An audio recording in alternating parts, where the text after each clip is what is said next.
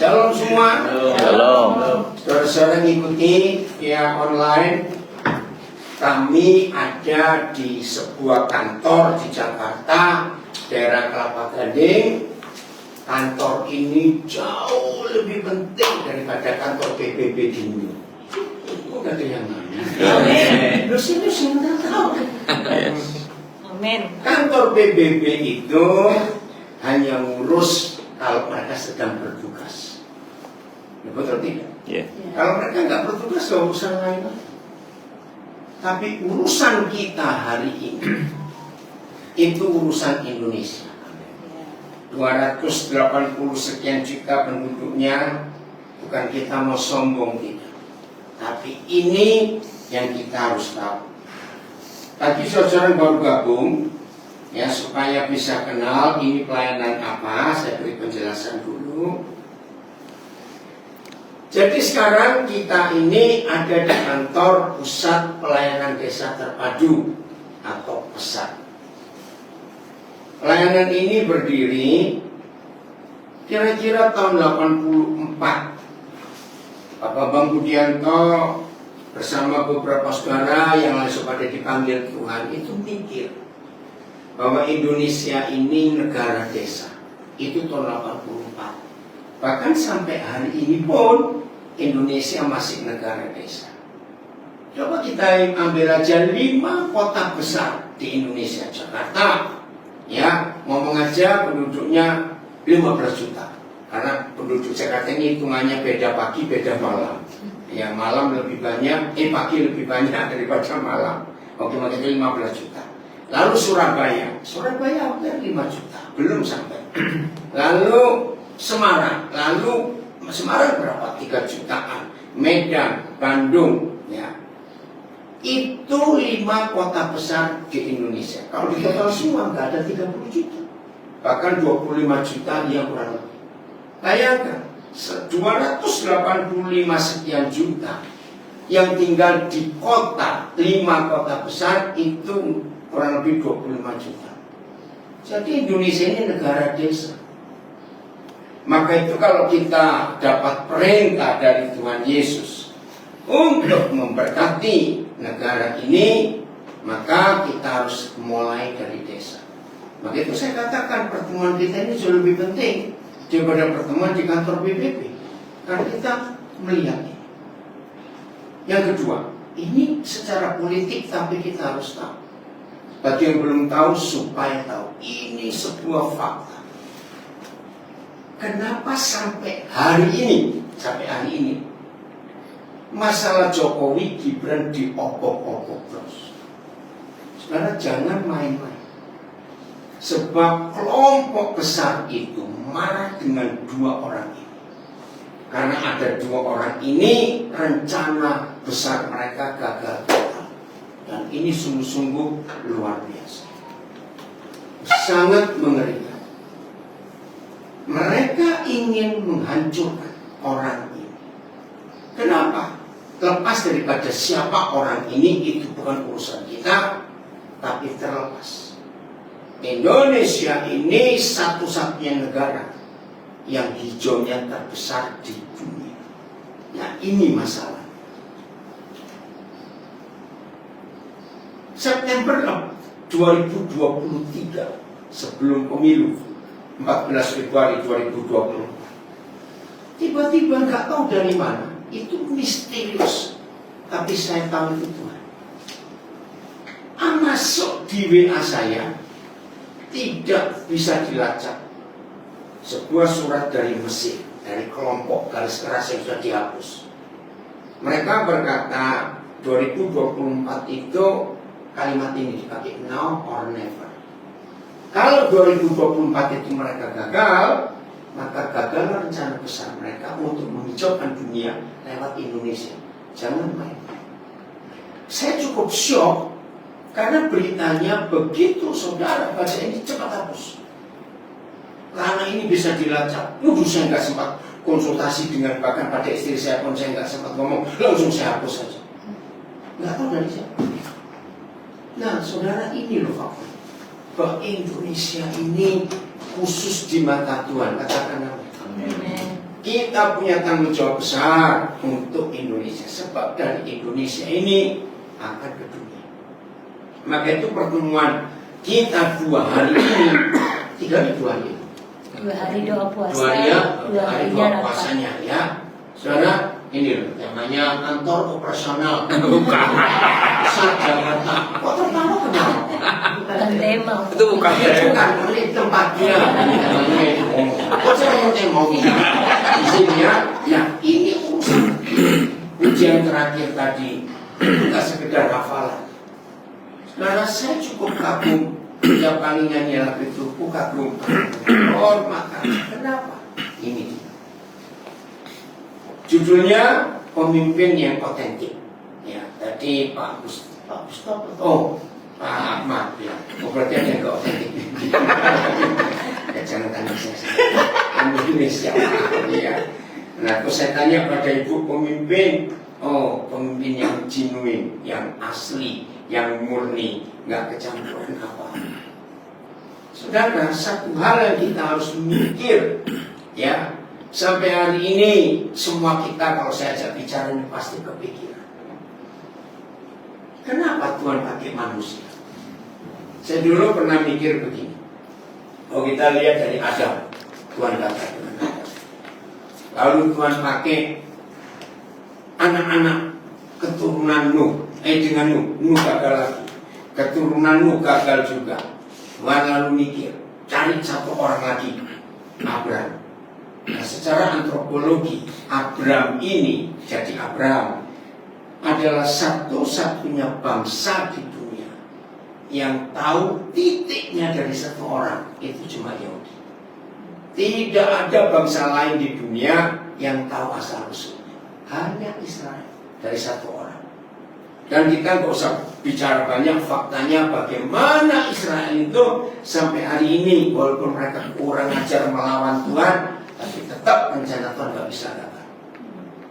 Abraham gagal lagi sampai bangsa Israel lahir, hancur lagi rencana Tuhan. Terus muncul raja-raja Israel, Raja Yehuda, Raja Israel, ribut lagi sampai kitab Maleakhi kita melihat. Nah, saya pernah mikir begini. Pasti setelah Maleakhi ini Tuhan gak mau pakai orang lagi, sudah sampai sekian ribu tahun. Yesus datang. Nah, ini logika saya waktu itu. Yesus datang. Saya langsung pikir, selesai sudah. Karena Yesus turun sendiri. Tiba-tiba di Lukas 6 kita melihat dia doa semalam-malaman mencari orang lagi. Nah, itu saya pikir, enggak tobat Tuhan ini. Mau ini logika saya, betul enggak? Apa enggak kapok sesekian ribu tahun dia pakai orang gagal terus. Dan kali ini Tuhan sendiri yang jadi manusia. Logika saya pasti dia kerja sendiri. Ternyata tidak. Dia pilih 12 orang lagi. Saudara, nah ini yang buat saya kagum. Di luar kita, tolong jawab, di luar kita ada yang jauh lebih hebatnya dari kita. Lo jawab. Banyak. Kenapa dia pilih? Ini yang buat saya kagum. Tuhan pilih. Anugerah Tuhan yang luar biasa. Bersyukur ketika pesat itu lahir, ya dari sekian juta banyak orang di Indonesia. Kenapa Tuhan pilih kita? Ini anugerah yang luar biasa. Nah, itu kalau dari tema ini pemimpin yang otentik. Saudara, seharusnya Tuhan itu bisa kerja sendiri untuk menyelesaikan rencana kekalnya. Katakan amin. Bahkan kalau dia kerja sendiri, nggak akan ribet kayak ngurusin kita sekarang. Setuju nggak saya ngomongnya? Dan ini hal yang fakta. Kenapa dia masih perlu kita dan masih mau dia pakai kita? Ini hal yang secara logika sudah mengerti. Tapi itu memang keputusannya. Kita nggak bisa mengganggu gugat dia untuk tidak milih manusia. Itu keputusan. Bahkan beberapa waktu yang lalu, ketika ada beberapa saudara yang tanya, ya kan doa semalam suntuk, kok bisa lolos satu Yudas itu? Betul nggak? Wajar kok kita tanya. Saya juga bingung ya. Masa kau nggak tahu siapa dia? Nah, dari beberapa pertanyaan itu, kenapa Yudas kepilih? Roh Kudus jawabnya luar biasa. Kalau dia nggak kepilih, kita pun nggak kepilih tahu. Nggak amin. Kenapa? Ya, semua kita nggak punya duit. Ini masalahnya. Salah satu yang buat pemimpin tidak otentik karena duit ini. Dari siapa nggak masuk-masuk? Maria, pakai nama dia. Oh ya, kau nggak masuk ya. Loh, betul nggak saudara? Kalau dipikir, pakai malaikat lebih cepat selesai pekerjaan Tuhan. Enggak, amin. Yes. Percaya nggak kalau malaikat diundang KKR, belum khotbah baru nongol orang bertobat. Betul. Malaikat itu nggak repot kayak kita. Nggak perlu transportasi, nggak perlu akomodasi, nggak perlu konsumsi. Nah, kita ini ini pikiran anak-anak. Tapi itu yang muncul berapa puluh tahun yang lalu. Maka setiap kali ada kejadian kagum mengatakan, siapa kita? Di luar kita masih banyak yang jauh lebih hebat. Maka itu ini anugerah Tuhan yang Dia percayakan kepada kita untuk kita ini bisa betul-betul menyelesaikan pekerjaannya dengan semua keterbatasan yang sangat terbatas. Setuju? Enggak cuma terbatas kita ini. Ya, lebih daripada semua. Pokoknya enggak mungkin. Maka itu kalau 2 hari ini para pemimpin besar mau mencari kehendak Tuhan dalam berpuasa ini, kiranya Tuhan menolong kita, memampukan kita untuk bisa menangkap isi hati. Saya mulai dengan beberapa ayat yang kita akan lihat kata segalanya. Ya, segala sesuatu. Ingat ya kalimat ini. Segala sesuatu, segala-galanya. Kita lihat ini. Kita buka ayat yang pertama, Keluaran 25 ayat 22. Keluaran 25 ayat 22. Ya. Kita baca sama-sama Keluaran 25 ayat 22. 1, 2, 3. Saya enggak belum. Keluaran 25 ayat 22. 1, 2, 3. Dan di sana aku akan bertemu dengan engkau, dan dari satu perdamaian itu, dari antara kedua grup yang bersama berhukum itu, aku akan berbicara dengan engkau tentang segala sesuatu yang akan kuperintahkan kepadamu untuk disampaikan kepada orang Israel. Nah, sekarang ini ayat yang pertama kita akan bahas tentang pemimpin yang otentik, pemimpin yang genuine, yang murni, yaitu menyampaikan kepada dunia tentang segala sesuatu. Garis bawah. Ini yang kita butuhkan. Maaf. Saya minta kalimat ini khususnya para pemimpin pesat ini mencerna baik. Ada jebakan setan untuk mengganggu konsentrasi kita mendapatkan segala sesuatu yang dari Tuhan. Mengganggu. Segala sesuatu itu berapa? Bukan banyak. Tak terbatas. Maaf, saya cukup tegas kalau saya boleh berkata fanatik dengan ayat ini. Usaha setan untuk menemukan pemimpin-pemimpin yang Tuhan pilih dan pemimpin yang murni, pemimpin otentik, sangat licik dan sangat licin, supaya kita para pemimpin yang Tuhan sudah pilih ini tidak mampu menyerap tentang segala sesuatu yang Dia mau katakan kepada kita dengan munculnya buku-buku. Maaf ya, maka itu saya bilang cerna dulu, jangan kaget. Jebakan yang paling nyata buat kita untuk menggenapi Keluaran 25 ayat 22 adalah buku yang bukan Alkitab.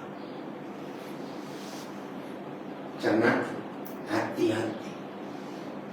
Walaupun buku-buku itu ditulis oleh orang-orang yang diurapi, tapi saya tanya, kalau sudah tulisan orang, jujur jawab, sehebat apa orang itu? Kemurnian segala sesuatu yang Tuhan mau sampaikan kepada Musa dan kita terdistract gak? Terganggu gak? Kamu jawab Ya. otomatis. Tahun 74 atau 75, suatu siang saya lagi santai dengan di ruang belajar, ya, dan di kamar itu ada Yeremia almarhum. Dia lagi duduk baca dan ada beberapa buku di meja dia. Kita tahu yang pernah kenal dia itu orang hebat sekali, pintar sekali. Tiba-tiba masuk Pak Yesaya Sunarso almarhum. Dia gembala dari gereja di Ponegaren 13 Magelang. Saya lagi santai, nggak tidur tapi tiduran. Tiba-tiba dia masuk. Nama Yeremia itu Karim, Karimnya itu dari Karim. Pak Narso ini masuk ke kamar itu. Dengan marah dia lempar semua buku yang ada di meja, kecuali kita. Rem, dia bilang gitu. Kalau kamu belajar mengenal Tuhan dan di samping Alkitab ada buku-buku lain, kamu merendahkan otoritasnya. Kuat semua. Saya jadi bangun kaget. Kenapa dia marah? Dan itu nancap sampai hari ini di benak saya. Dia pakai lafal Arab, saya nggak bisa. Alkitab itu ternyata dari bahasa Arab. Al. Maka itu banyak nama Allah, kitab segala-galanya. Jadi buku-buku yang ada tadi itu, Rim, itu keluarnya dari buku yang satu ini. Dan kenapa kamu ingin belajar yang satu ini, lalu kamu dampingi dengan yang lain-lain? Cukup fanatik. Maka itu saya katakan hati-hati ini, hati-hati, supaya kita nggak salah. Sejak hari itu saya itu memikir. Terus muncul berapa waktu kemudian, sambil saya menunggu waktu, muncul dua kalimat lagi. Saya nggak tahu siapa yang menulis. Alkitab ini satu-satunya buku yang bisa menerangkan dirinya sendiri tanpa dibantu oleh buku lain. Saya tidak tahu yang menulis itu siapa. Apalagi zaman itu masih tahun 70-an, belum ada sosial media, belum ada internet. Renungkan baik-baik yang pertama kali dengar kalimat ini. Alkitab itu satu-satunya buku yang gak perlu diterangkan oleh buku lain, sebab dia akan menerangkan dirinya sendiri. Begini fakta. Saya baca kitab Yesaya, itu salah satu kitab cukup sulit, gak ngerti pasal berapa, ayat berapa. Ketika kita gak ngerti, biarin dulu, jangan dipaksa. Kita baca yang lain. Nah, waktu berjalan, percaya gak? Kitab Yesaya bisa diterangkan lewat kitab Kejadian. Jawab dong. Yang di rumah bisa jawab ya. Apa terus saya Pak Samuel? Lu ya atau tidak? Lu saya tanya kok. Iya. Ya. Baca kitab Wahyu, lebih sulit lagi. Percaya nggak? Kitab Wahyu bisa diterangkan oleh Injil Matius. Lu, tolong saudara saya ini mau bicara soal kemurnian pemimpin ini lu. Serius. Nah itu yang saya pakai sampai hari ini. Saya sangat hati-hati dengan buku. Saya nggak mau terkontaminasi, saya nggak mau ke distract, nggak mau apa di situ teralihkan. Jangan, biar murni. Jadi kalau saudara memilih pemimpin yang otentik, otentik kita itu karena yang satu ini, yaitu Alkitab, tidak boleh ada yang lain. Maka itu percaya, maaf bagi yang shock mendengar ini, pelan-pelan dulu saja. Karena buku-buku itu membuat keotentikan Alkitab. Saya kok nggak lihat poster? Poster enggak itu? Enggak. Oh, Ke Dr. Iwan. Oh, enggak. Harus ikut. Seperti itu.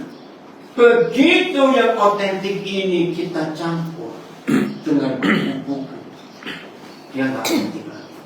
Yang masuk ke benak kita sudah tidak otentik. Jadi apa lagi? Itu baterainya low. Oh, Lagi cari charger. saudara perhatikan nih. Ya. Lalu tulisan kedua. Nah, ini saya dapat di Gereja Leiden. Kalau yang kedua ini saya nggak akan lupa. Setelah saya diundang pelayanan Gereja Leiden, Gereja tua, di atas mimbar itu ada tulisan. Itu keren sekali. Alkitab ini satu-satunya buku.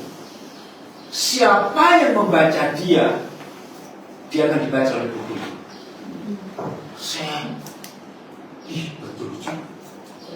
Setuju? Ya. Saya bilang, Alkitab ini satu-satunya buku. Siapapun yang baca dia akan kebaca. Saya nangis. Saya merenung. Saya nggak ada tulisan di situ. Saya tanya kepada yang tadi, kami nggak tahu juga. Kami sewa gedung ini sudah ada, dan itu gedung sudah berapa abad. Saya ulangi lagi dua ini. Alkitab ini satu-satunya buku yang bisa menerangkan dirinya sendiri tanpa bantuan buku yang lain. Kedua, Alkitab itu satu-satunya buku. Siapapun yang baca dia akan dibaca balik. Nah, ini kemurnian. Jaga kemurnian ini. Saya baca buku. Tapi setelah mengerti konsep ini, saya lebih banyak baca buku ilmu pengetahuan. Apalagi hari-hari ini, sosial media kita itu gila untuk menerangkan apa saja, betul? Kalau saudara punya Instagram, saya tuh sampai istilah makan kekenyangan. Mau bingung nih mau yang dimakan yang mana? Setiap menit keluar yang baru, ada hal baru, penemuan ini, penemuan itu. Contoh, tadi malam, ya saya sampai 1:30 baru bisa selesai. Ya, berapa anak saya itu mengagumi itu toko baju Zara, tahu ya. Nah, baru tadi malam saya tahu siapa penemunya, siapa pendirinya. Nah, ternyata dari Zara ini muncul. Nah, saya itu suka mempelajari hal seperti itu. Ya, contoh, 2 minggu yang lalu kira-kira salah satu teleskop baru yang bisa meneliti ruang angkasa menemukan sebuah planet yang besarnya sekian juta kali bumi, bukan juta, berapa besarnya. Dan planet itu air semua. Cuma belum diketahui itu air tawar atau air asam. Dari ujung bulatan enggak ada daratan, air semua. Ini lagi diteliti. Contohnya begitu. Belum lagi berapa waktu yang lalu menemukan kalau ada seorang gadis remaja atau sejak kecil mengalami pelecehan, mengalami trauma, mengalami macam-macam yang pahit di hidupnya. Kalau dia hamil, itu menakutkan sekali. Apa yang dialami waktu masih kecil, masih remaja, kemungkinan besar ada bagian-bagian yang akan ikut anaknya yang dikandung. Bayangkan. Nah, jauh lebih baik belajar seperti itu terus kita cocokkan di Alkitab. Contoh ya, ini salah satu cara melihat kemurnian Alkitab. Yesaya 65 ayat 22. Nah, jadi waktu saya pernah mengajar tentang Yesaya 65 ayat 22, nah ini kita buka. Yesaya 65 ayat 22. Oke, cepat bisa baca. Tidak semua kita akan ambil satu kalimat saja. Sudah, 1, 2, 3. Mereka tidak akan mendirikan sesuatu supaya orang lain mendiamnya. dan mereka tidak akan menanam sesuatu supaya orang lain memakan buahnya. Sebab rumahku atas pada umur pohon. Nah, stop itu dulu. Saya menemukan ayat ini ketika kira-kira tahun 80-an berapa, ada seorang dokter giginya perusahaan Garuda, penerbangan Garuda, dia sudah meninggal. Nah, waktu itu saya diundang, coba Den, kamu undang untuk ketemu pensiunan profesor dan dokter-dokter spesialis. Senang sekali. Nah, salah satu adalah pendiri dan pemilik Kalbe Farma, sudah meninggal juga. Nah, saya cuma cerita bagaimana hidup manusia menurut firman itu sepanjang umur pohon. Saya nggak mengerti yang akan ditemukan oleh pendiri Kalbe Farma ini. Saya lupa Profesor siapa. Bun Setiawan. Ya, itu Bun Setiawan. Bun Setiawan. Nah, saya cuma bilang bahwa di pohon itu ada kambium, lingkaran tahun. Nah, lingkaran tahun ini ternyata menyimpan apa saja yang terjadi di daerah itu. Nah, pokoknya saya terangkan begini. Satu pendiri Kalbe Farma bilang, dia orang Buddha bukan Kristen. Pak Pendeta tahu nggak? Pohon satu-satunya ciptaan Tuhan yang nggak pernah punya batas umur. Maksudnya manusia 70-80. Ya, anjing, kuda, semua punya batas umur. Babi nggak punya batas umur, kayak kita makan. Itu beda ya. Semua punya batas umur. Kenapa?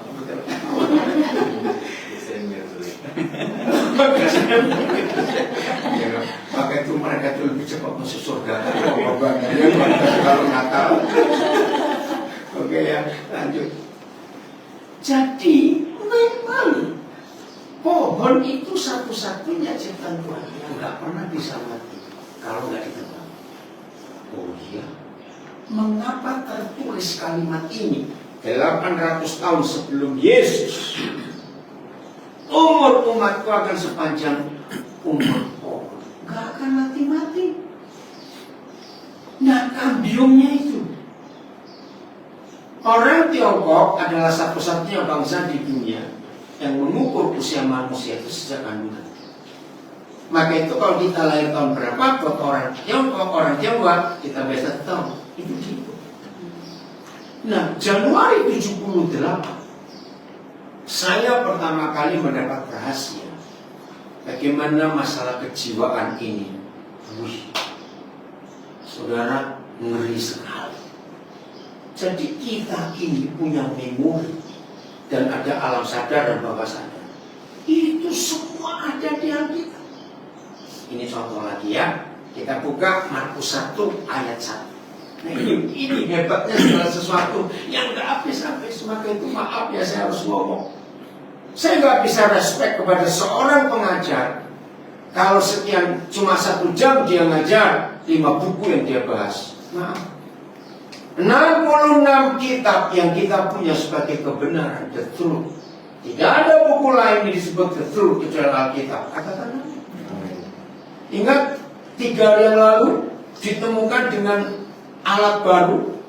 Ternyata di Laut Merah itu terfoto dengan jelas bekas roda kereta, bekas ini macam-macam itu. Itu baru ditemukan berapa hari yang lalu.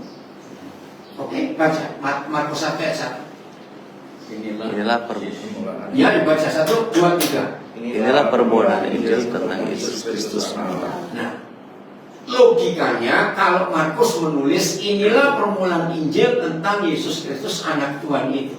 Jadi disebut tentang siapa? Ya, Yesus. Tapi lihat ayat 2, dia sebut siapa? Ayo baca. Seperti ada tertulis dalam kitab Nabi Yesaya, Dia adalah menyuruh utusanku dari engkau. Nah, stop dulu. Itu siapa? Januari 78 Roh Kudus bukakan. Jelas inilah permulaan Injil tentang Yesus Kristus anak Tuhan. Kenapa yang dibahas Yohanes Pembaptis? Saudara, saya percepat. Ternyata Injil tidak bisa masuk kalau nggak ada pemulihan jiwa. Waktu ya, nanti saudara baca Yesaya 40. Mengapa dunia membagi kejiwaan manusia dengan 4 hal? Betul? Melankolis, sanguin, pragmatis, kolerik. Ternyata itu Yesaya 40 ayat yang keempat. Coba buku.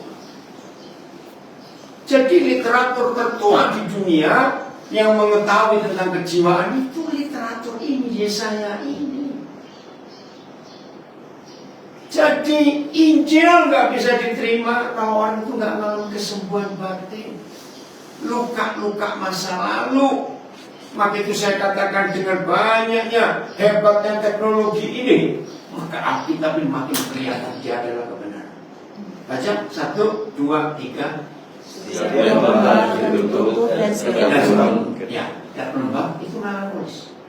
Orang yang minder, aku ini jelek, aku ini gak berdaya, aku ini bodoh, sembuhkan dia. Yang kedua, yang setiap gunung dan bukit diratakan. Ini yang mana? Yang sanguin atau kolerik? Maunya tinggi terus orang itu. Kolerik ya. Yang ketiga, tanah. Ya, yang berbukit-bukit. Nah, ini sanguin saya tahu. Ya, orangnya ramai sekali. Orang ketiga itu pragmatis. Tanah yang berlekuk-lekuk. Saudara, ini literatur tertua. Maka itu dalam jurnal internasional, nama Musa itu paling banyak disebut. Siapa literatur tertua yang mengajarkan yang jenis hewan ini boleh dimakan, ini nggak boleh dimakan? Nama Musa masuk. Bayangkan, Musa banyak. Kalau saudara cari jurnal, siapa penemu pertama dunia bulan? Muncul Ayub. Karena kitab Ayub itu literatur tertua yang ditemukan. Nah, di situ saya mulai tertarik membaca banyak ilmu pengetahuan. Ilmu pengetahuan harus tergantung literatur. Nah, dalam dunia ilmu pengetahuan ada sebuah fakta begini. Mereka tidak boleh membahas ini yang nulis siapa. Mereka berkata, seandainya ini tulisan setan, tetap kita nggak boleh membahas tentang setannya. Pokoknya literatur. Maka itu mereka juga berkata, nggak boleh dibahas penulisnya agama apa, tidak boleh. Pokoknya literatur zaman itu. Nah, beda dengan literatur yang sekarang, ya, penjelasan Alkitab dipakai buku ini, maaf, beda kan literatur. Nah, itu contoh-contoh yang ada di jurnal. Luar biasa. Satu kali Roh Kudus ngajar, ya, tentang trias politika. Tahu ya? Romawi adalah bangsa pertama di dunia yang menyebut kata republik, itu Romawi. Tapi dari republik itu muncul kata demokrasi, rakyat. Nah, mengapa sampai hari ini pemerintahan demokrasi republik ada 3 lembaga tinggi yang terpenting? Apa saja? Harus urut ya. Yudikatif, hukum keadilan nomor 1, 2, lalu legislasi 3 eksekutif. Saudara buka Yesaya 33 ayat 22. Ternyata ini literatur tertua. Jadi literatur tertuanya itu ada di Alkitab. Dan dunia mengakui ini. Ya, jadi terima kasih Ibu pemimpin memberi kita tema pemimpin autentik. Itu karena yang autentik itu cuma satu, ya Alkitab ini. Maka itu kita tidak boleh dipengaruhi oleh buku yang lain selain Alkitab. Katakan amin. Udah, 1, 2, 3. Sebab Istau hakim yudikatif, koma Tuhan ialah yang memberi hukum bagi kita. hebat, legislatif, memberi hukum. Nah, ini ada perbedaan.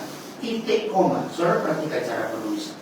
Titik koma. Kenapa saya memperhatikan? Gara-gara Matius 5 yang Yesus berkata, langit bumi segede ini bisa lenyap, tapi satu titik dari firman baru. Nah sejak itu saya kalau baca yang otentik ini coba mengapa yang lain koma, tapi ketika mau menuju ke lembaga ketiga eksekutif titik koma, baca siapa titik komanya? Tuhan adalah Raja. Nah, ini eksekutifnya, ini pemerintahnya. Dari 3 lembaga jamak menjadi raja. Dia akan Dia akan menyelamatkan Sebab kita. ini yang luar biasa. Kenapa bukan mereka? Kenapa dia? Dahsyat yang otentik ini. Yudikatif, legislatif, eksekutif bersatu, lahir negara. Negara yang tunduk dengan 3 lembaga tertinggi, rakyat selamat. Dan dia akan menyelamatkan kita. Sejak tahun-tahun itu ketika Roh Kudus mengajar, begitu hebatnya yang otentik ini itu Alkitab. Sekarang ini anugerah Tuhan yang banyak mahasiswa, banyak pelajar jadi tertarik kalau baca Alkitab. Oh jadi begitu, memang ada. Begitu Alkitab ini bukan buku kitab suci agama Katolik Kristen, tidak. Ini manual kehidupan, katakan amin. Mau bicara kesehatan dia ada, bicara politik, bicara ekonomi, bicara. Satu kali saya lupa tahun berapa. Ini cara Papa ngajar saya tentang keautentikan Alkitab. Dan ya, apa yang terjadi kalau nggak ada sanitasi di dunia ini? Coba jawab. Akan ada apa? Jadi apa kalau nggak ada sistem sanitasi? Susah bahasa Indonesia sanitasi itu apa ya? Apa? Sanitasi. Pembuangan, tapi kan lebih dari pembuangan. Saudara, literatur tertua yang menulis sanitasi itu Musa. Buka Ulangan 23 ayat 12 dan 13. Ini otentiknya itu di sini. Maka itu kalau kita menjadi pemimpin otentik, jangan cari yang Sanitasi pengolahan ini. apakah akan lawan kata otentik itu? Bukan KW. MCK. Oh, Ya enggak, otentik lawan Palsu. katanya Palsu. palsu. Imitasi. Imitasi. Kalau mau jadi yang otentik jangan cari imitasi. Maka saya itu, maka itu orang berkata kamu tuh orang radikal, saya nggak radikal. Karena kebenaran ini harus diketahui oleh semua orang. Setuju nggak saya ngomong? Baca ayat 12. Nah itu pakai kata apa? Melayu kuno. Ada kata kadajat itu bingung. Kadajat. Iya itu BAB zaman sekarang. Coba diganti, ayo baca 1, 2, 3. Untuk BAB stop dulu. Saudara perhatikan di luar perkemahan. Ini berlaku sampai hari ini. Kalau kita, ini bukan di kota besar ya, Jakarta sudah nggak boleh buat sumur. Berani saya dulu buat sumur. Apa sunatullah katanya, aneh orang jatuh. Kalau kita mau buat sumur, selalu ngecek yang pertama. Jangan dekat, cari yang tetangga. Ya. Ini ayat. Di luar perkemahan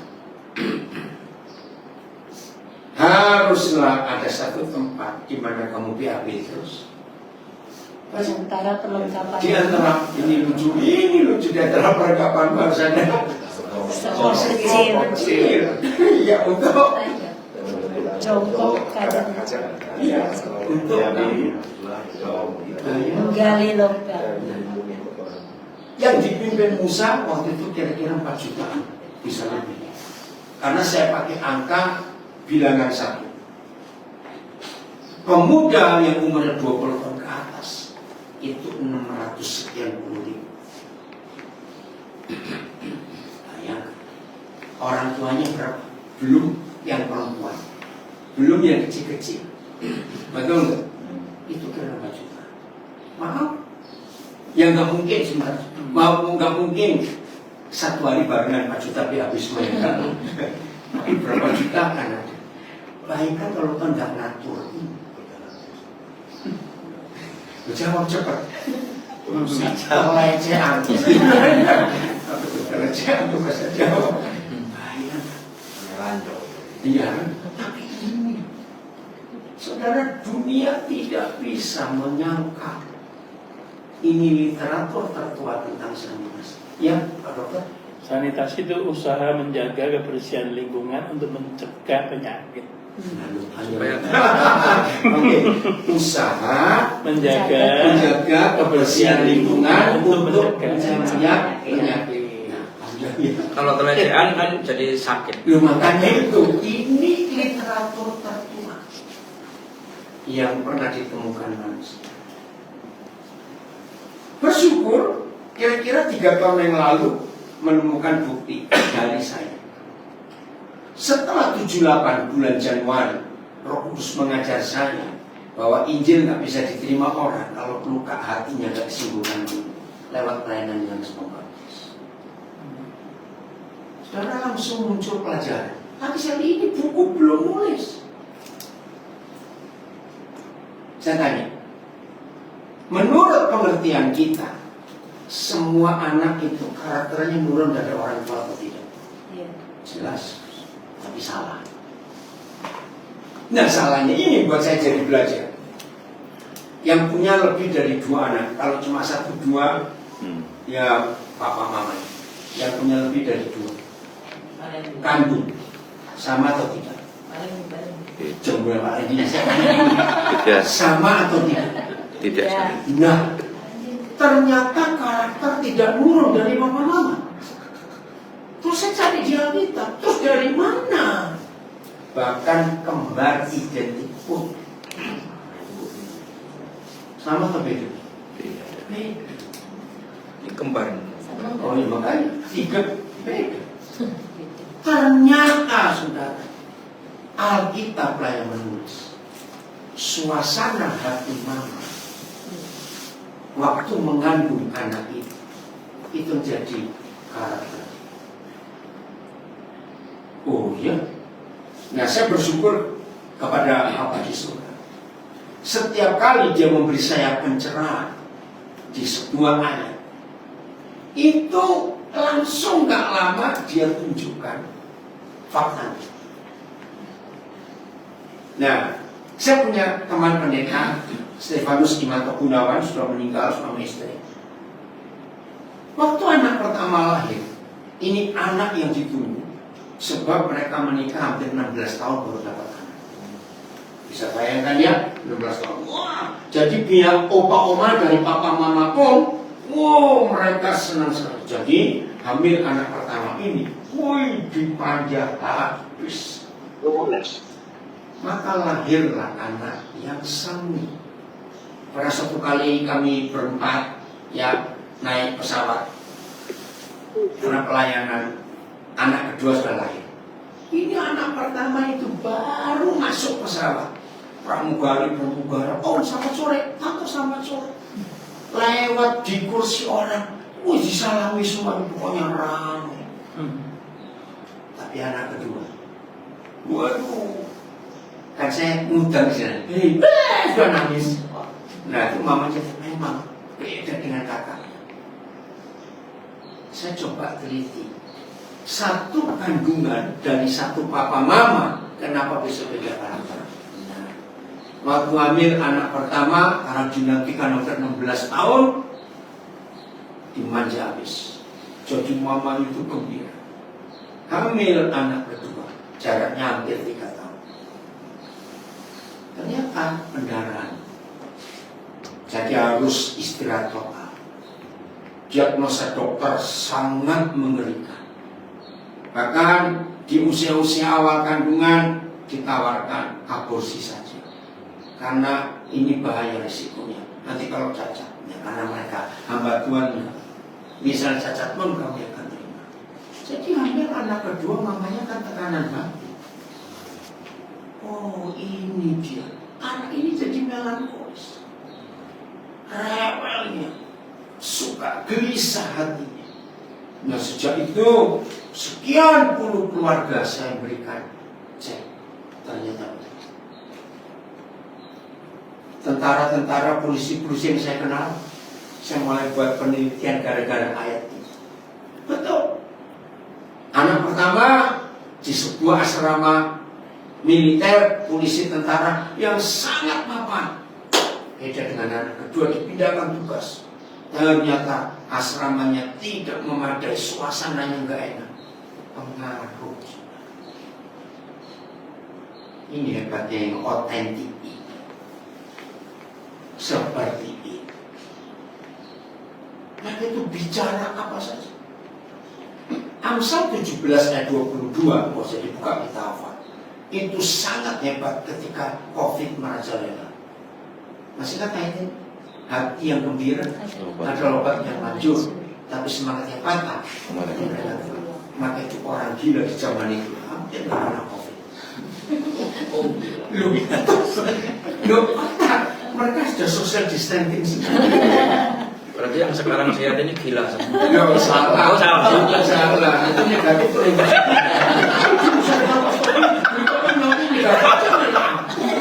Dalam kandungan Waktu Yesus dalam kandungan gini. Ya ada ayatnya. Immune itu kata yang paling viral selama COVID. Betul? Jadi kalau imun kita kuat, kita mau kumpul 10 orang yang positif, nggak kena. Maka itu fakta menunjukkan 60% korban COVID bukan karena COVID, karena stres. Di ruangan isolasi cuma ada gitu. Jadi kalau ada orang masuk kayak astronot semua ya, itu stres. Mati. Iya, kita stres cepat meninggal karena imunnya turun. Hebat itu ayat. Nah dari situ kita mengetahui, maaf, mengapa yang kena kanker lebih banyak perempuan daripada laki-laki? Ayat ini. Karena wanita itu perasa, apa-apa disimpan. Maaf ya, jangan takut saya katakan. Yang namanya manusia, sel kanker itu ada semua gitu. Betul? Cuma tergantung pemicunya. Nah, pemicu secara psikis yaitu tadi nggak mengampuni, stres, kecewa, gampang takut. Itu menyebabkan. Maka itu perempuan lebih banyak kena karena itu mendem jeruk istilahnya. Apa disimpan susah nggak dikeluarkan. Maka itu orang yang sanggup itu lebih sehat daripada yang melankolis.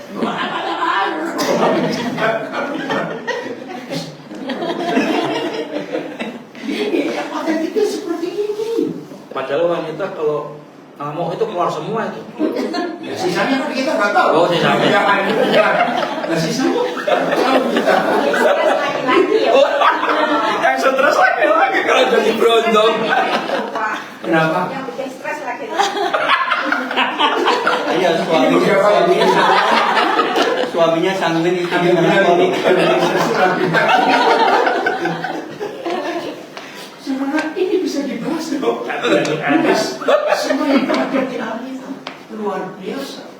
Nah, Yesus. Lukas itu dokter. Maka itu di Injil Lukas 2 hal yang ditulis oleh 3 penulis. 1 angka usia, angka apa saja. Kedua, Injil Lukas itu paling banyak mujizat karena dia dokter. Bahkan satu-satunya penulis Injil yang merekam Yesus keringatnya bercampur darah di Getsemani. Itu kenapa Lukas? Karena dia dokter. Bayangkan bukit walaupun gak gunung, malam harusnya sejuk. Yesus gak angkat-angkat, kok keringatan? Ternyata tulisan itu bisa dibuktikan medis sampai hari ini. Karena Yesus itu Tuhan bukan manusia. Kalau kita langsung stroke itu, karena tekanannya begitu kuat. Hanya Yesus bilang, aku ini takut sampai mau mati. Itu stresnya sudah melewati kekuatan pembuluh darah. Karena dia Tuhan, maka tekanan darah begitu tinggi, gak sampai pecah, cuma merembes di permukaan, di bawah permukaan kulit dan pembuluh darah itu. Itu Lukas. Nah di Lukas Satu ditulis ketika kandungan Elizabeth berusia 6 bulan. Itu Lukas. Maria datang. Masih ingat terjadi apa? Pergerakan. Melonjak. Yohanes Pembaptis gembira dan penuh Roh Kudus sejak dalam kandungan. Ayat itu saya pakai. Setiap kali saya ketemu istri saya jadi saksi. Setiap kali saya ketemu Ibu Amir, kenal nggak kenal saya akan dekati.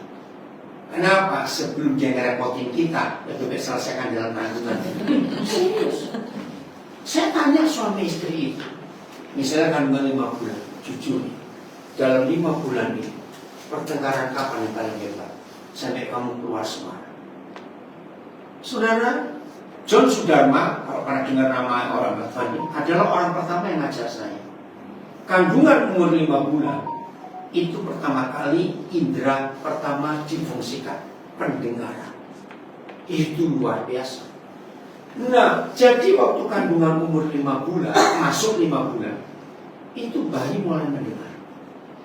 Dan hebatnya Tuhan, sebelum orang itu meninggal, fungsi 4 indera habis, pendengaran masih ada.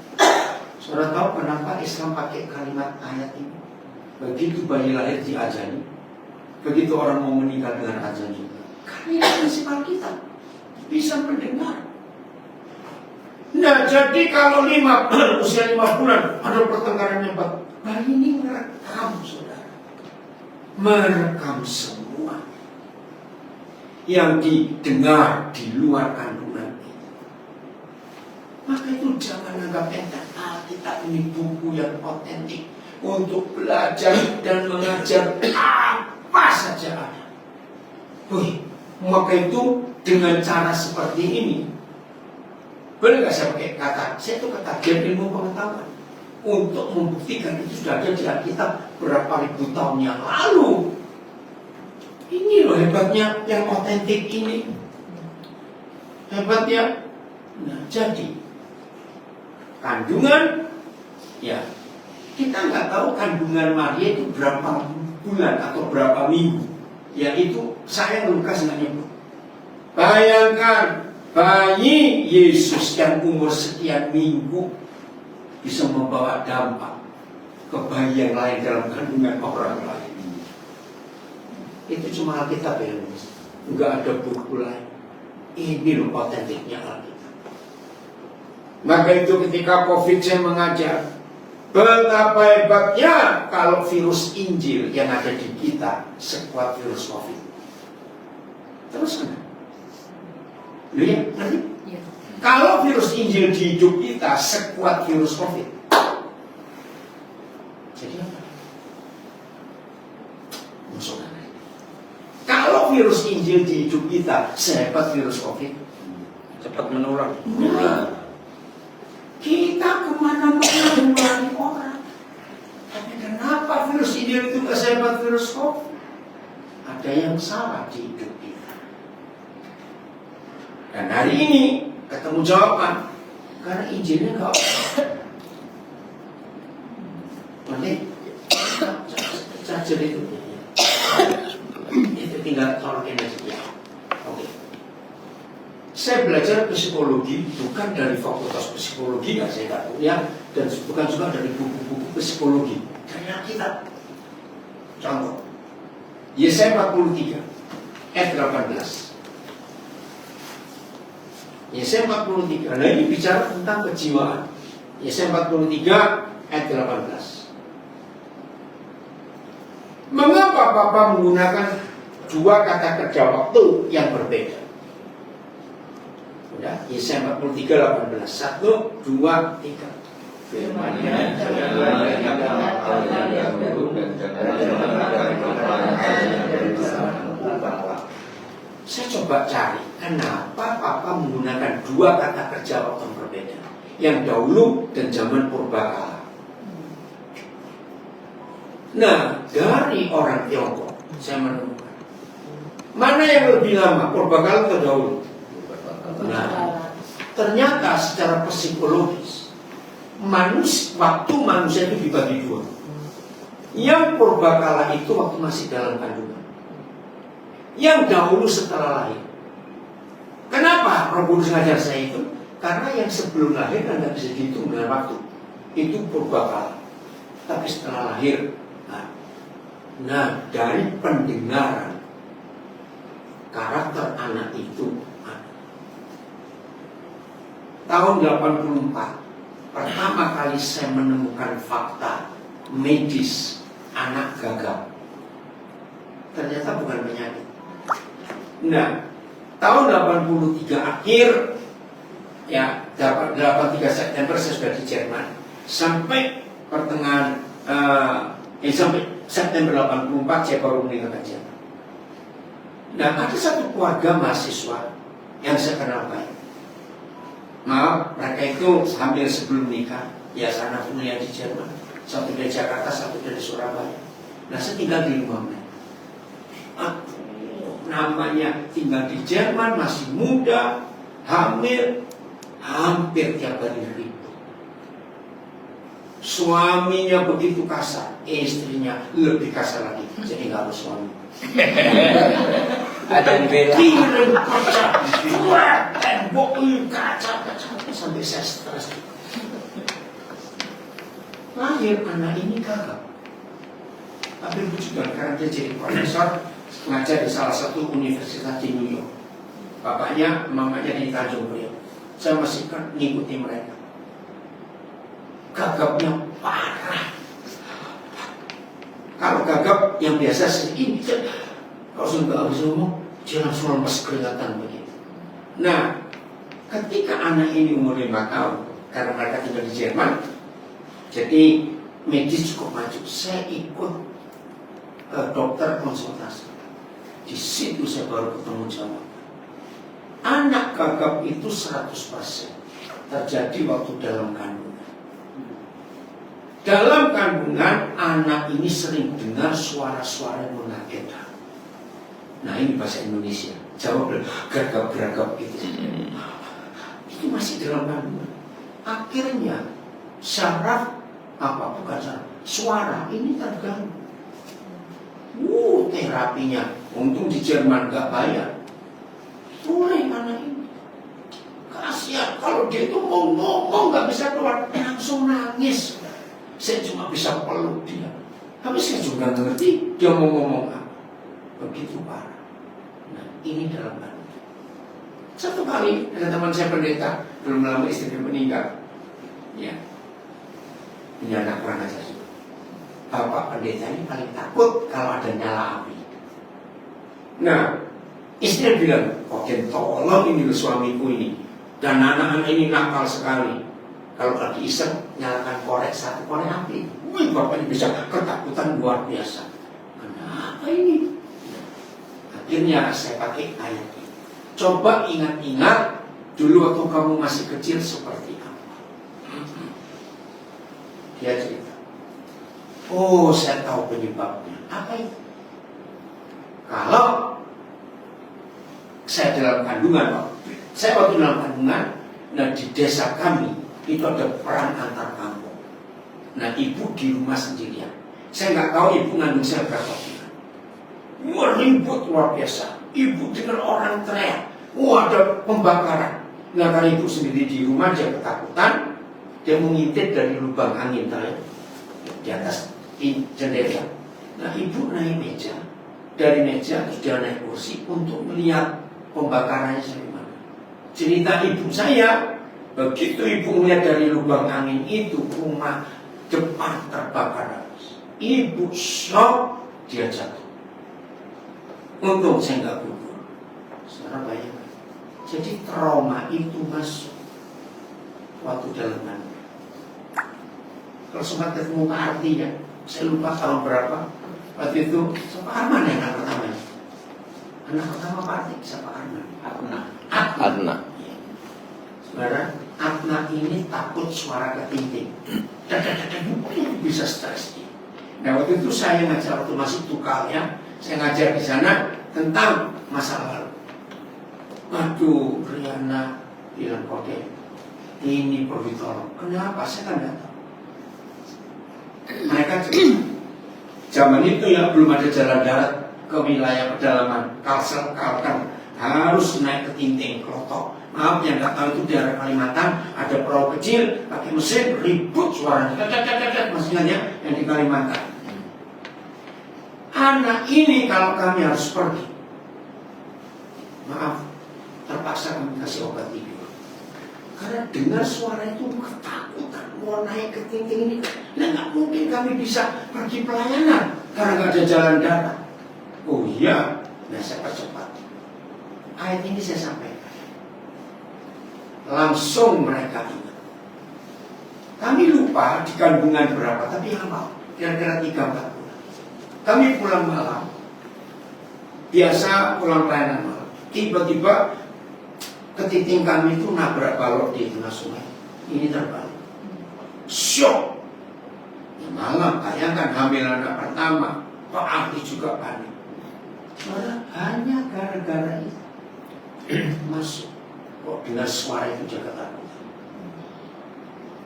Nah, psikologi mengajarkan trauma itu hanya bisa sembuh kalau dikembalikan ke tempat kejadian. Dan ada 2 ayat di Alkitab. Cepat ya karena waktu. Kalau saudara baca Kejadian 12, Abraham pernah gagal di Negev. Ya, kalau sering ikuti, pokoknya setiap kali Abraham sampai suatu tempat yang baru, Alkitab penulis dia pasti membangun mezbah. Masih ingat ya? Terus begitu. Setiap kali sampai tempat baru, dia pasti bangun mezbah. Tapi sampai Negev, dia nggak sempat bangun mezbah karena ada kelaparan. Nah, sebagai kepala keluarga, dia langsung cari selamat. Mesir banyak makanan. Lalu Abraham bersama Sarah ngungsi ke sana. Tapi masalah terjadi. Masih ingat? Firaun tertarik dengan Sarah yang cantik itu. Ringkas cerita, Tuhan tegur Abraham. Nah, Alkitab berkata, baliklah mereka ke Negev. Dan di Negev mereka bangun mezbah. Di Wahyu pasal 2, Tuhan Yesus pernah berkata kepada Yohanes, mulailah dari tempat kamu jatuh, baru aku akan pulihkan kamu. Simon yang diberi nama Petrus itu mengalami perjumpaan di danau Galilea. Dia jatuh sampai menyangkal berapa kali? 7 kali. Nah ini banyak yang kata. Keempat, waktu Maria Magdalena, murid pertama yang Tuhan Yesus bangkit, balik dia, itu senang percaya. Yang kelima, Maria Ibu Yesus mendengar Maria Magdalena ngecek, nggak ada. Maria Ibu Yesus bersama murid perempuan lain ngecek ke kuburan, nggak ada. Yesus bangkit, Maria balik, itu senang percaya. Yang keenam, 2 murid lagi kecewa juga pulang kampung. Masih ingat? Ketemu siapa mereka di perjalanan? Yesus. Mereka balik lagi ke Yerusalem. Itu semua percaya. Yang ketujuh ini klimaks. Waktu dia kembali nangkap ikan lagi. Wah ini fatal. Maka itu pertanyaan Yesus yang pertama. Di tempat yang sama, dia berjumpa Yesus berapa tahun yang lalu. Dan dimulai kesembuhan hatinya, traumanya. Apakah engkau mengasihi aku? Sampai 3 kali. Artinya impas dengan penyangkalan yang pertama yang 3 kali. Ini psikologi yang luar biasa. Ketika Daud diurapi oleh Samuel, ada ayat implisit sekali di hadapan kakak-kakaknya. Ini kesembuhannya. Karena kakak-kakaknya yang ngecek, meremehkan, yang membuli, yang menghabiskan. Maka ketika Samuel dengan wibawa Tuhan mengatakan engkau diurapi jadi raja, itu menunjukkan, hei, engkau yang gak suka adikmu, ini yang Tuhan itu. Itu luar biasa Alkitabnya. Banyak psikologinya. Kalau saudara masih ingat, kenapa Daud sampai hancur begitu rupa? Ternyata di Mazmur 27 ayat 10, dia berkata, sekalipun ayahku dan ibuku meninggalkan aku, Jadi Daud ini akan tertolak sejak dalam kandungan.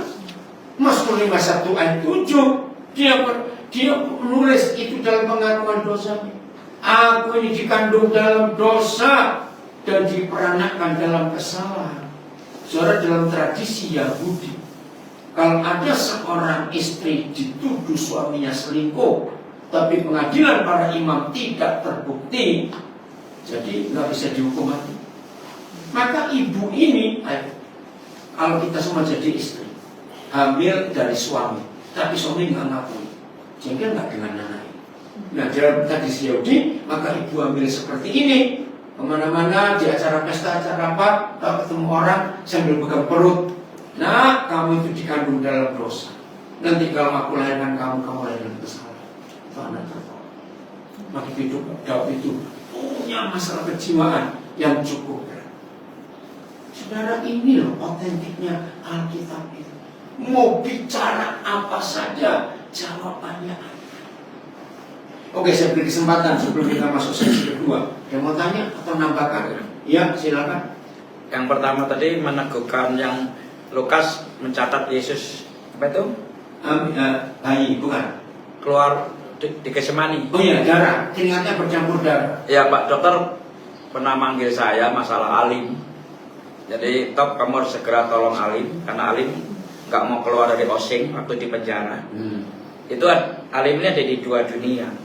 Kalau rohnya kuat, dia aman. Tapi kadang dia traumatis peristiwa di penjaranya, itu keluar air dari tangannya. Dan Pak dokter bilang kamu harus tolong Alim gimana caranya keluar dari Osing. Nah, saya bilang Pak ini Pak Gusto ngajari kita siap mati buat Tuhan, malah saya suruh keluar dari Osing gitu. Nah, tapi kalau nggak keluar nanti dia bisa konslet rohani gitu. Jadi saya punya teman konslet rohani, khotbah-khotbah sendiri segala macam gitu. Nah, akhirnya kami menawarkan beasiswa kuliah di Enteos supaya dia mau keluar. Nanti pokoknya selesai kuliah aku boleh balik lagi. Hatinya luar biasa ya untuk Osing ya. Ya, tapi akhirnya memang dia keluar dan kuliah dan memang tidak kembali ke Osing untuk menyelamatkan dia konslet rohani. Itu tadi karena Ali mengalami Pak Dokter untuk bilang stadium yang sangat ada di dua dunia pokoknya Alim. Kalau rohnya dia kuat, ya dia aman. Begitu dia ingat trauma disiksa di penjara itu, dia itu. Nah, itu Yesus katakan di Getsemani kepada 3 murid. Rohmu kuat, tapi jiwamu yang lemah. Ini secara psikologis bisa dibuktikan. Terus yang kedua, kita setuju nggak setuju, mau nggak mau, kekristenan itu pengikut aliran tafsir. Aliran apa? Tafsirnya orang, tafsirnya pemimpin. Makanya gereja ini akan sulit bersatu. Ya, karena tafsir yang berbeda-beda dan semua punya pengikut.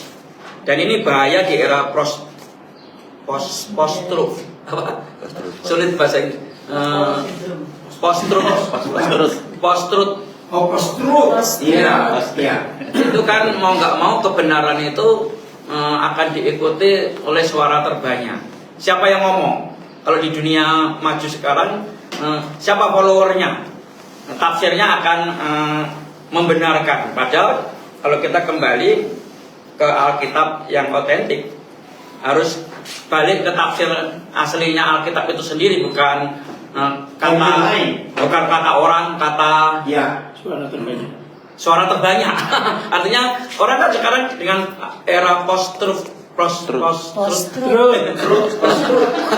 ini kan bahaya sekali menggeser kebenaran karena suara terbanyak. Oke, boleh saya stop dulu kan.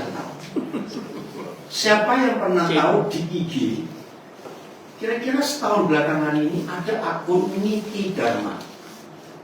Saya harus nonton.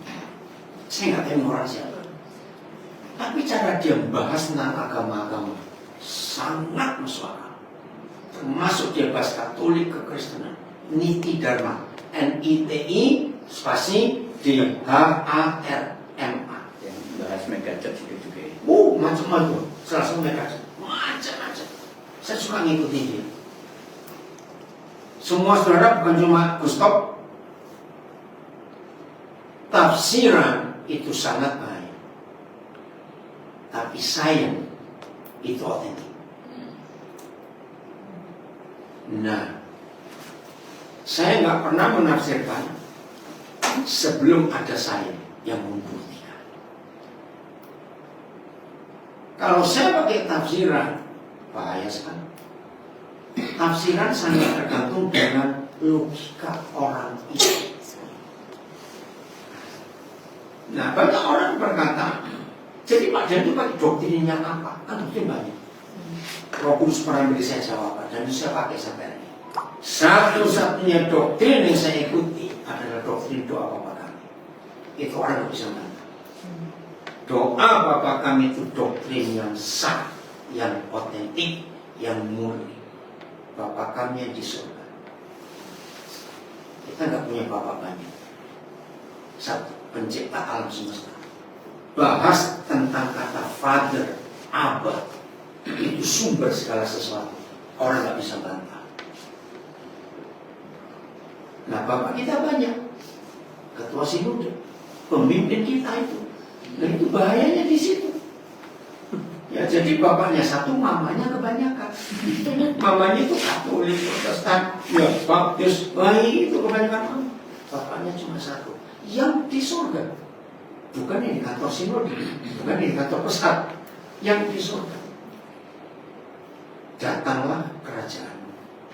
Bukan kerajaan pribadi. Nanti sesi kedua saya akan bahas ini.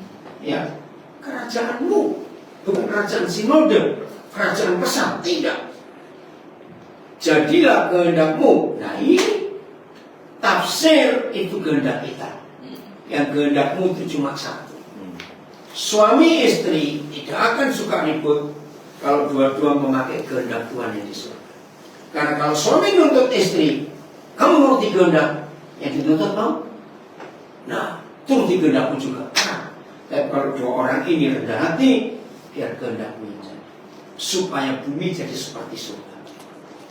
Karena kalau bumi tidak jadi seperti surga, jadi seperti neraka. Dan terjadi karena kita gagal. Berikanlah kepada kami makanan kami secukupnya. Ternyata membuat setan jadi pengangguran dan pulang ke surga, pulang ke neraka. Itu kalau nggak ada orang lapar di dunia. Keren sekali. Baca Matius 4 ayat 2 dan 3. Ini doktrin yang luar biasa. Maka ayo kita rajin memberi orang makan. Supaya setan jadi pengangguran. Saya menemukan istilah, kalau setan kurang kerjaan, bosan di dunia, pulang kampung, maka kantor polisi jadi kafe, gedung pengadilan jadi mall, penjara jadi hotel semua. Udah? Ayat 2, 1, 2, 3.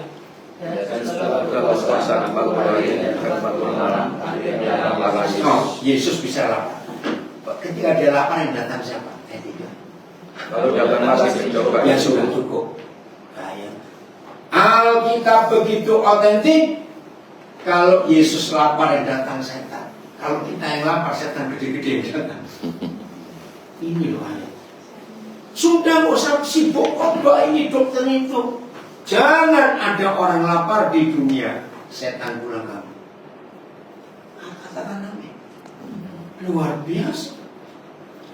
Berikanlah kepada kami makanan kami secukupnya untuk hari ini. Kita minta secukupnya loh. Tapi Papa nggak pernah beri secukupnya, pasti lebih. Setuju? Loh, kok diam saja? Kenapa dia beri lebih pada kita minta secukupnya? Nah, Pak Edo yang dinafirin, ini yang orang pertama yang mengajar. Kenapa dia beri lebih? Karena Tuhan tahu di sekitar kita banyak orang nggak kenal apa yang baik. Nah, Tuhan titip makanan itu untuk mereka kita bagi. Jadi kita nggak boleh simpan makanan hari ini buat besok. Nanti yang jual di pasar nggak makan. Nggak laku hari ini, kita nggak belanja. Terus malam ini ada orang tidur sambil lapar tetangga kita, karena jatah mereka kita simpan buat besok. Masak makanan hari ini buat besok itu nggak sehat. Hebatnya Budek nggak sehat ya? main. Kita sengaja beda. Jatah yang untuk orang lain. Ini hebatnya kita. Yang berikut, ampunilah kesalahan kami. Ini manusiawi sekali. Jadi doktrin yang saya pakai sampai hari ini bukan doktrin yang pesat, bukan doktrin yang GBI, bukan doktrin yang lakukan itu, maka dunia akan sembuh.